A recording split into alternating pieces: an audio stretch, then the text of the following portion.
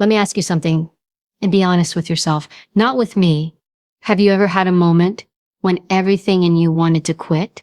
I mean, truly wanted to walk away, close the chapter, disappear, or just stop trying because no one was noticing, nothing was changing, and the voice inside your head whispered, maybe this just isn't meant for me. Yeah, that moment. I know you've felt it. And if you haven't yet, you will. Because if you're going after anything that matters, that moment is coming for you. See, most people think it's talent or luck that separates those who make it from those who don't. It's not. It's what you do in that moment. The one where you're exhausted, rejected, doubting yourself, and nothing seems to be working. That moment is the fork in the road. One path leads to greatness, the other to regret. And most people, they take the second road. Quietly. No announcement, no drama. They just slowly back away from their own potential. They shrink, they settle. But not you. Not today. You're here for a reason, not by accident. Not out of boredom. Something inside you is looking for permission, for proof, for a signal that says keep going. That you're not crazy for still believing in yourself, even when the world told you to stop, even when life tried to knock the fight out of you. Let me give it to you straight. You don't need permission. You need truth. And the truth is, you're allowed to struggle. You're allowed to be tired. You're allowed to have setbacks, tears, bad days, and doubts. But what you are not allowed to do is give up. Because every time you don't quit, every time you rise when it would have been easier to stay down, you become someone unbreakable. So sit with that, and let's talk about what it really takes to not give up, even when giving up feels like the only option left. You know, everyone talks about success like it's this glamorous destination, the spotlight, the applause, the achievements neatly stacked like trophies on a shelf. But what they don't show you, the part they conveniently edit out, is the pain, the bruises, the breakdowns, the nights you sit alone, wondering if all this fight is even worth it. That's the part no one wants to talk about. But it's the part that makes you. Pain is not the enemy. It's the instructor. The one that doesn't just hand you a lesson, it carves it into your bones. It's the coach that never coddles you, never sugarcoats anything, and yet teaches you more about who you are than any book course or motivational quote ever could. Most people run from pain. The moment something gets hard, they pull back. The moment life stops being comfortable, they ask, why me? But what if the better question is, what is this trying to teach me? Every painful moment you've been through didn't come to destroy you. It came to develop you. Think about it. What shaped you the most in life? Was it the easy wins, the applause, or was it that time you failed so hard you could barely look at yourself? Was it that heartbreak that made you question your worth? That betrayal that knocked the air out of your lungs? That loss that made everything go quiet? Pain strips away your illusions. It doesn't care about your ego. It removes the fluff. When you're in pain, the mask comes off. You stop pretending. You stop performing. And what's left is you raw, real, and exposed. That's where the real work begins. When you train in pain, you grow. Every time you push through discomfort, you are rewiring your brain to handle pressure. You're building emotional armor. And no, it doesn't mean becoming cold or detached. It means becoming resilient. Resilience isn't about not feeling. It's about not breaking. Here's the truth that most people don't want to accept. Pain is a test, not a punishment. A test of how badly you want it. A test of how deep your roots are. A test of whether you'll keep showing up when it's not convenient. When no one is clapping, when the finish line is nowhere in sight. That's why pain is powerful. It introduces you to yourself. It says, okay, you said you want this. Let's see how much. Let's see if you're willing to go through the fire or if you were just talking. Because that's what pain is. It's fire. It burns away what's weak, what's fake, what doesn't belong. And yeah, it hurts. But on the other side of that pain is a version of you that's sharper, smarter, and stronger. Someone who doesn't fold under pressure. Someone who doesn't need things to be perfect to keep moving forward. Let's get brutally honest. Growth hurts. That's why so few people do it. That's why mediocrity is so common. It's not because people aren't capable, it's because they can't handle what comes with the process. They want the transformation without the suffering. But it doesn't work like that. You don't get strong by staying safe. You get strong by showing up to the hard days over and over again. And when you've been through real pain, when you've had to fight for every inch, you stop fearing challenges. Because you already know what you're made of. You've already been through worse. That confidence doesn't come from a YouTube video or a quote on Instagram. It comes from enduring, from standing in the middle of your storm and saying, I'm still here. You start to look at setbacks differently. You start to say, okay, this hurts, but what can I learn here? What is this moment trying to reveal to me? And the moment you flip that switch, the pain stops controlling you. It starts empowering you. You don't have to like pain to respect it. You don't have to enjoy it, to use it, but you do have to face it. You have to look it in the eye and stop letting it run your life. Because when you run from pain, you're also running from your power. You're avoiding the very thing that's trying to build you. Nobody becomes exceptional by staying comfortable. Every champion, every leader, every fighter has bled for it. They've lost, they've failed, they've cried, but they didn't give up. They used the pain. They learned from it. They grew because of it. So maybe the next time life knocks you flat on your back, you stop asking why and start saying thank you. Not because the pain feels good. It doesn't. But because somewhere deep down, you know this is where you become dangerous. This is where you become different. This is where you become you. Remember, the pain you're feeling right now, it's temporary. But what it can make you, that can last a lifetime. Let me tell you something most people don't understand until it's too late. Your mind is your greatest weapon, not your physical strength, not your resources, not even your connections. It's the way you think, the way you respond under pressure, the way you manage fear, failure, and uncertainty. That is what separates the strong from the weak, not just physically, but emotionally, mentally, and spiritually. And here's the truth nobody wants to admit. Most people don't train their minds. They train their bodies. They chase motivation. They memorize quotes. But when life gets real, when it gets hard, when things fall apart, when nothing is going according to plan, those things don't save you. The only thing that saves you is your mental discipline. When you walk into a situation, whether it's a job, a relationship, a crisis, a dream you're chasing, your mindset is your armor. And if that armor is weak, you break, you fold, you self-destruct, not because you weren't talented, not because you didn't have potential, but because you weren't prepared mentally. See, most people have never taken the time to study themselves. They don't know how they react when they're stressed. They don't understand their fears. They don't know how to talk themselves down from panic, how to push through mental fatigue, how to stay focused when distractions scream for their attention. And then they wonder why they can't hold it together, why they lose momentum, why they give up the second it gets uncomfortable. Let me be clear, you don't rise to the occasion. You fall to the level of your training. So if you haven't trained your mind, you're not going anywhere when it matters most. So what does training your mind even look like? It starts with awareness. You have to become the observer of your own thoughts. What stories are you telling yourself every day? Are you feeding yourself doubt, fear, comparison? Or are you choosing thoughts that sharpen you, that make you resilient, focused, grounded? Because your brain believes whatever you tell it. And if you're constantly talking to yourself like a victim, don't be surprised when you live like one. You need to become ruthless about what you let into your mind. That includes the way you speak to yourself. Most people lose the battle before it even begins, because they've already convinced themselves they're not good enough, that they can't, that it's too hard, that other people have something they don't. You think champions don't hear that voice? You think high performers don't feel fear or insecurity? They do. The difference is they don't let that voice lead. They override it.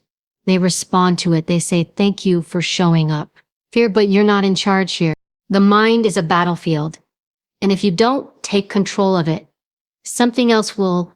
Your fear, your past, your pain, the opinions of others. You have to decide who is in charge up there. Is it you Or is it your excuses? Mental toughness doesn't mean you never feel anything. It means you feel it, but you don't let it stop you. It means you're scared, but you still move. It means you're tired, but you still show up. It means you're tempted to quit, but you keep going. Start paying attention to how you react under pressure. Do you panic? Do you procrastinate? Do you shut down? Or do you breathe, recenter, and handle what's in front of you? If you don't like your answer, good. That's where the work begins. And understand this, it's not about becoming robotic. This isn't about ignoring your emotions or pretending you're invincible. This is about learning to master your emotions so they don't master you. You want clarity under chaos? Train your mind. You want to stop overthinking every little thing? Train your mind. You want to stop being ruled by fear, doubt, insecurity? Train your mind. Visualization, daily reflection, journaling, cold exposure, emotional regulation exercises, strategic breathing, silence, control over reactivity. These aren't soft skills. These are elite skills. These are required if you're going to survive the pressure of a real fight, whether that fight is on the street, in a hospital, in a courtroom, or in your own home. And let's talk about fear, because fear is the number one thing that hijacks people's minds.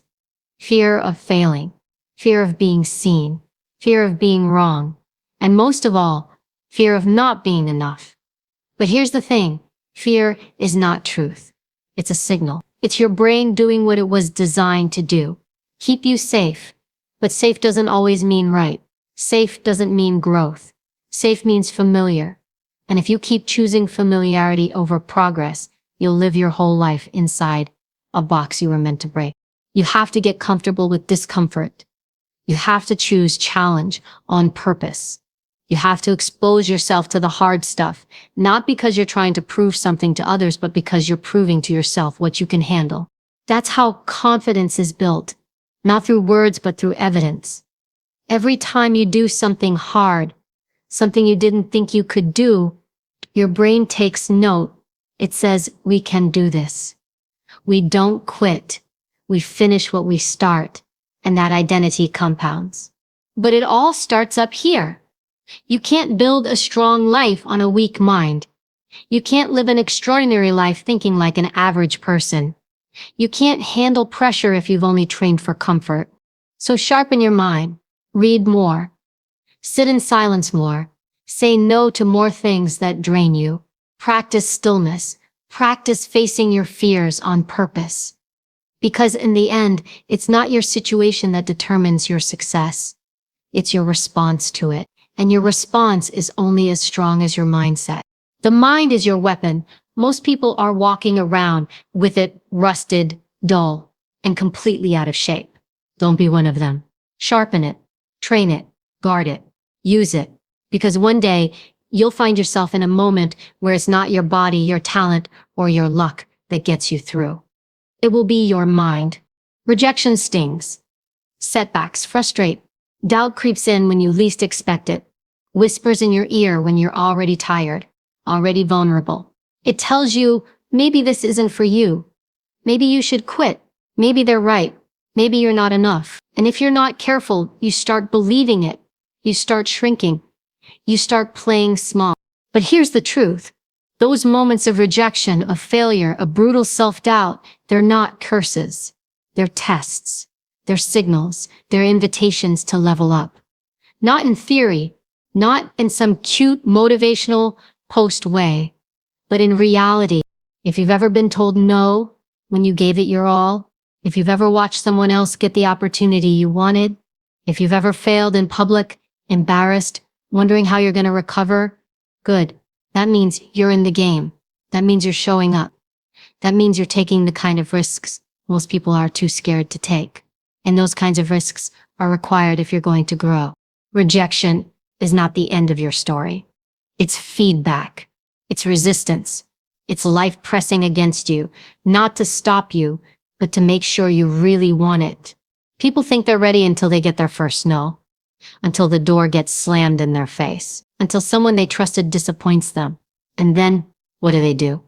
They take it personally. They back off. They let that moment decide who they are. But what if rejection isn't personal? What if it's directional? What if it's simply the path shifting, rerouting you, asking you, do you want this bad enough to go again? Because you don't get stronger without resistance. You don't get sharper without pressure. And you don't get better without failure. No one who ever did anything worth remembering got there without being told you can't. You won't. This isn't for you. Rejection forces you to find something within yourself that no one can hand you. Grit. It makes you dig deeper than you thought you could. It strips away entitlement. It makes you resourceful. It wakes you up to the reality that you're not owed anything. Not success, not recognition, not fairness. But that doesn't mean you give up. That means you learn how to fight differently. And let's talk about setbacks. The loss, the detour, the failure that felt like a punch to the gut. That moment when you were doing everything right, working hard, staying focused, and life still blindsided you. You didn't see it coming, and now you're stuck wondering what it all meant. Setbacks are hard, but they're not stop signs. They are recalibrations. You thought the path was straight. It's not. Nothing great is linear. Nothing worth having comes without struggle.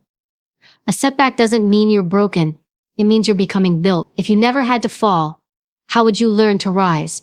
If you never had to struggle, how would you build resilience? The problem is, most people view setbacks as proof they're not enough. But people who grow see them as training. They say, okay, this hurt. This wasn't part of the plan. But what can I take from this? What skill did I just earn? What truth did I just uncover? Because every time you face a setback and choose not to retreat, you're evolving. You're shedding the weaker version of yourself and stepping into something stronger, not louder, not flashier, stronger in the quiet way, the kind of strength that shows up when everything's on the line. And then there's doubt, that quiet destroyer, that inner voice that pretends to protect you but only limits you. What if I'm not good enough? What if I fail again? What if they laugh? Doubt waits in the corner, especially after you've been knocked out. It loves the moments you're vulnerable, uncertain, in transition. But here's what most people don't realize. Doubt doesn't have to be your enemy. Doubt can be your fuel. That voice in your head, it's not truth, it's noise. And the more you expose yourself to challenge, the quieter that voice becomes. Not because you've eliminated fear, but because you've built evidence against it. You've stacked up too many wins. You've learned to speak louder than your doubt. You've learned how to move through it, not around it. You want to stop doubting yourself? Then do the hard thing anyway. Make the call. Apply again. Stand back up. Try one more time. Doubt doesn't go away with time. It goes away with action. You don't need to feel ready. You just need to move. Because every rejection, every failure, every whisper of doubt is a fork in the road. You can choose to give in, to play small, to prove your inner critic right, or you can choose to rise, to reframe, to evolve. You level up by choosing the hard path over and over again, not for applause, but for growth. You level up when you're willing to be bad at something long enough to get good. When you stop needing external validation and start focusing on internal mastery. When you stop asking, will they like me? And start asking, will I respect myself if I quit now? You're not weak because you've been rejected. You're not broken because you've failed. You're not lost because you've doubted yourself. You are in the process, and the process doesn't lie. The process reveals. It reveals who's willing to keep showing up when the shine wears off, who's willing to keep moving forward when the noise gets loud and the road gets long. Rejection is not your enemy. Setbacks are not curses. Doubt is not final. All of them are invitations, quiet, powerful invitations for you to grow, stretch, and rise into the person you were meant to become. Don't run from them. Don't resent them. Answer them. Motivation feels good, doesn't it? It's electric. It gives you that rush of inspiration, the belief that you can do anything. It gets your heart pumping and your vision clear. You hear the right song, the right quote, the right video, and suddenly you're ready to take on the world. But here's the problem. Motivation fades. It's unreliable. It comes and goes like a breeze. You can't predict when it'll show up, and you can't depend on it to stay. That's why if you build your life, your goals, your transformation around motivation, you've already lost. Because there are going to be days when you don't feel like it, when the excitement's gone, when the vision feels blurry and the work feels heavy, when you're tired, distracted, discouraged. What then? You wait until you feel motivated again. That's what average people do. That's what most people do. But if you're aiming for something real, something extraordinary, you need something more powerful than motivation. You need discipline. Discipline is the choice you make after motivation has left the room. It's doing what needs to be done, especially when you don't feel like it. It's getting up early when the bed is warm, showing up to the gym when you're sore, studying the extra hour when your brain wants rest, saying no to distractions when everything around you is built to steal your focus. Discipline doesn't care about your mood. It doesn't ask for permission. It doesn't wait for perfect timing. It just shows up again and again, quietly, without applause, without hype. That's why it's powerful, because it's not emotional. It's built on commitment, not convenience. The people who build great things, great bodies, great businesses, great lives, they aren't riding a wave of motivation every day. Most of the time, they don't feel like doing the work, but they do it anyway. Why? Because they've decided that how they feel doesn't get to make the decision. Their standards do. See, most people are reactive. They operate only when they're motivated, so their results, inconsistent. Their mindset, fragile. They do the work one day, then take 3 days off. They start fast, burn bright, and disappear. Over and over again, and they call it burnout, or bad luck, or a lack of support. But what it really is a lack of discipline. Discipline doesn't give you instant gratification. It's not sexy. It's not fun. It doesn't offer quick wins. What it does offer is growth, real growth. The kind that lasts. The kind that builds habits so solid they hold you up even on your worst days. You want results? Show up when you're not motivated. You want progress? Stop negotiating with yourself every morning. You want to be respected by others, but most importantly by yourself. Then keep your word. Do what you said you'd do. Long after the mood you set it in has passed. Discipline is keeping the promise you made to yourself. And here's the kicker. Discipline is a skill. You're not born with it. It's trained, which means you have no excuse.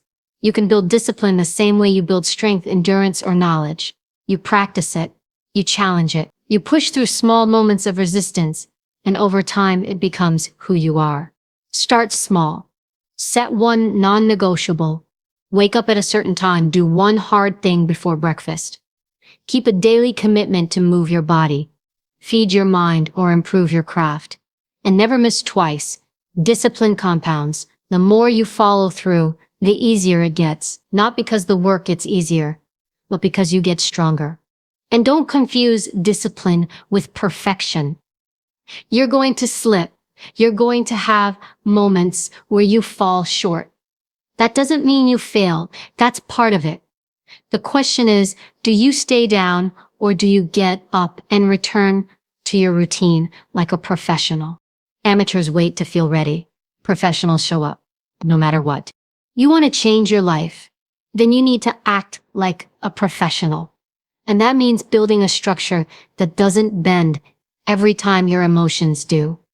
That means having systems, boundaries, routines. That means saying no to short-term pleasure for long-term gain. Not because you hate pleasure, but because you've tasted something better, growth. Discipline gives you freedom. That's the part most people don't see. They think structure is restrictive. But real structure liberates you. When you've trained your mind and body to follow through, you're not a prisoner to your mood anymore.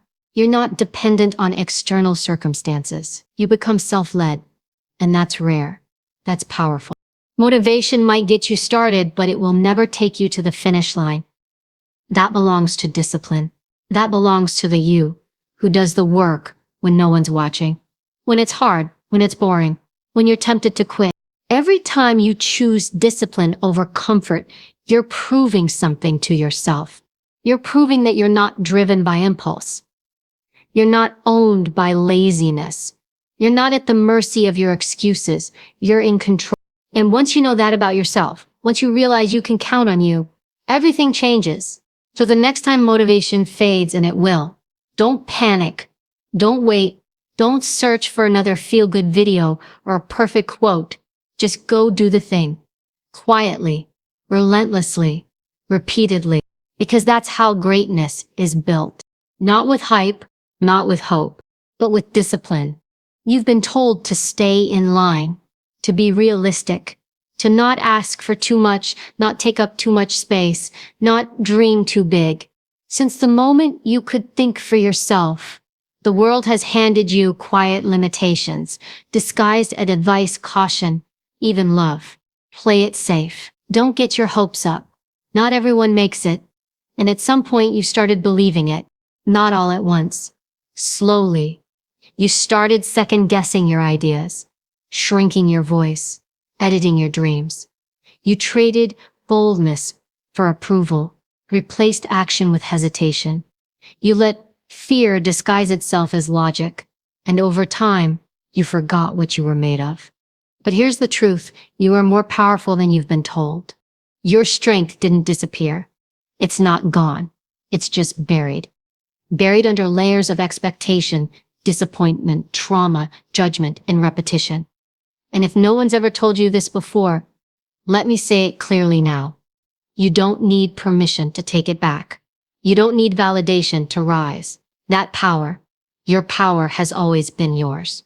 You just stopped using it. You've got instincts you've ignored for too long. That voice inside you, the one that pulls you towards something bigger, it's not lying. It's not random. That's the real you trying to break through the noise. But you've drowned it out with fear, with overthinking, with all the stories someone else planted in your head. You think power is about being the loudest in the room? No. Real power is quiet. It's steady. It's when you know who you are, especially when no one's clapping. It's when you can walk away from what doesn't serve you without needing to explain yourself. It's when you choose growth over comfort again and again. You want to know how powerful you really are? Look at what you've already survived. Look at the things that tried to break you emotionally, physically, mentally, and didn't. Look at how you've adapted, at the fact that you're still here, still curious, still wanting something better. That's not weakness, that's strength in its rawest form. Most people don't even realize the cage they're living in because it's made of invisible bars, beliefs, fears, opinions, rules they never agreed to. And the only way out is to question everything, to stop assuming that what you've been told is the limit of what's possible. Because the truth is, people will only ever reflect their limitations onto you. They'll project their fears, their failures, their regret. And if you're not careful, you'll wear their fear like a second skin. But you don't have to. You can strip it off. You can decide right now that your potential isn't up for debate, that your capacity is bigger than what anyone else sees. You can start acting like the most powerful version of yourself, even if you don't fully believe it yet. Because that's how belief works. It grows with action. You don't wait until you feel powerful, you act powerful, and the confidence catches up. You think courage feels good? It doesn't. Not at first. Courage feels like shaking hands, a pounding heart, a dry throat. Courage is uncomfortable. Courage is lonely. Courage is the moment you step forward while everyone else stays back. But it's also the moment everything begins to change. You don't need to be fearless. You need to stop waiting for fear to leave. It won't. Power is not the absence of fear. It's the refusal to let fear decide who you become. You want to see how powerful you are? Start doing the thing you keep putting off. Have the hard conversation. Make the scary decision. Stop trying to be liked and start trying to be real. That's power. Choosing authenticity over approval. Stop apologizing for being ambitious. Stop diluting yourself to make others comfortable. Stop pretending you're less capable than you are just so you don't intimidate someone else. Shrinking doesn't serve anyone, not you and not the world. You were not built to be small. You were built to expand, to evolve, to lead, to create, to challenge, to rise. But you cannot do that if you're still operating from old programming. You have to rewire your beliefs. Train your mind to stop asking, "Can I do this?" and start saying, "How can I do this?" That shift alone changes everything. Your job isn't to be perfect. It's not to have all the answers. Your job is to show up, to take responsibility, to use the power you've always had, but maybe forgot. Your words, your presence, your energy, they carry weight, but only if you own them. Only if you stop hiding. And yes, some people will be uncomfortable with your growth. Some people will misunderstand you. Some will judge you. Let them. That's their story, not yours. Your power isn't up for a vote. So take the risk. Make the move. Raise the standard. Say the thing. Be bold enough to bet on yourself. Even when you're scared, even when it's unpopular, even when it would be easier to sit down and play small. Because here's what no one tells you. Most people don't reach their potential, not because they didn't have it, but because they never tried to find it. They listen to the world instead of listening to themselves. But you're done with that. You don't need to become someone else to be powerful. You need to remember who you were before the world made you forget, before fear took over, before you gave up parts of yourself just to fit in. You are more powerful than you've been told. You always have been. And the moment you start acting like it, everything changes. Everything you've ever needed has always been within you. Not in some vague motivational cliche, but in real, tangible truth. The discipline, the strength, the resilience, the fire. It's all there, waiting to be used. Not when the timing is perfect, not when life is easier, but now. Stop waiting. Stop asking for permission. Stop shrinking into the version of yourself that makes others comfortable. The world doesn't need more people playing it safe. It needs people willing to rise, people willing to bleed for what they believe in, people who refuse to back down. Not because it's easy, but because they made a decision that they would not be ordinary. You don't have to feel ready. You just have to be committed. You don't need to know exactly how you'll get there. You just need to start walking. One step, one choice, one promise kept at a time. And when motivation fades, and it will, you fall back on your discipline. When doubt speaks, you answer with action. When fear whispers, you keep going anyway. You are not here to merely survive.